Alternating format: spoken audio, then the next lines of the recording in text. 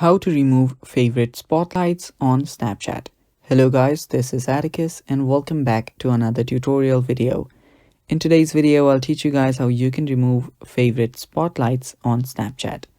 So without any further ado, let's dive right into it. First step is open up your Snapchat. After you open up your Snapchat, you will need to head over to your Bitmoji profile that is on the top left corner. Tap on it. And after you tap on it, you'll be on your profile. What you'll then need to do is scroll down. After you scroll down, you'll find a section that says Spotlight and Snap Map and My Favorites and Reposts. Now all of your favorites will get saved right here. What you'll now need to do is tap on View All.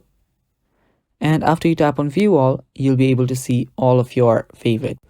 Now all you have to do is just tap on the heart icon, that is the like button, to remove it from your Spotlight favorites. And that is basically it. Just do that.